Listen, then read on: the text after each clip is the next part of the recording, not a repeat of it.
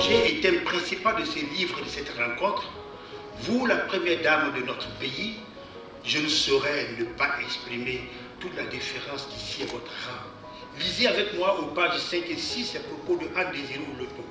Elle écrit: Dominique Ouattara n'est pas une femme de pouvoir, c'est une femme de conviction forte. Plus loin, elle dit ceci: Madame Dominique Ouattara est une militante du quotidien, dont les actions ne se limitent pas aux activités humanitaires traditionnelles d'une première dame.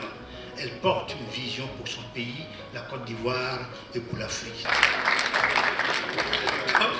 Chère grande sœur, vos actes de générosité, d'amour et de solidarité ne m'ont pas été comptés.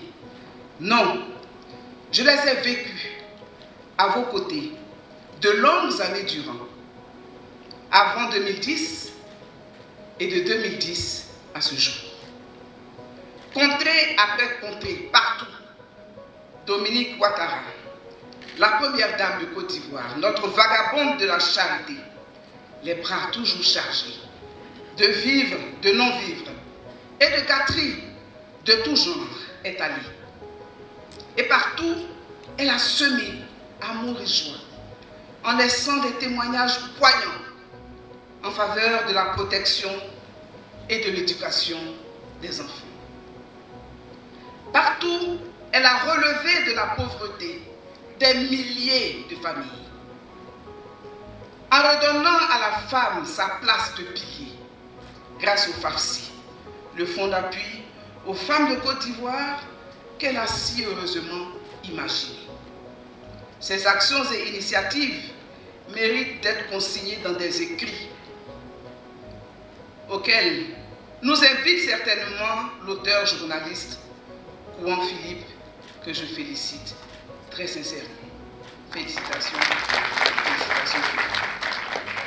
L'histoire, en effet, doit retenir pour les générations futures que dans une complémentarité parfaite et agissante, une première dame, dans le prolongement de l'action de son époux, dans les périphéries et chez les sans-voix, peut utilement, avec amour et générosité, apaiser les cœurs, rassembler autour de la mère patrie, rassurer en semant les graines de l'amour et du vivre ensemble.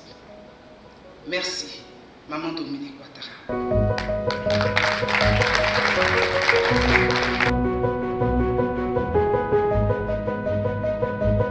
Je tiens à saluer et remercier particulièrement notre sœur, la ministre Anne Oloto, et la remercier pour l'hommage qu'elle vient de me rendre à travers son témoignage.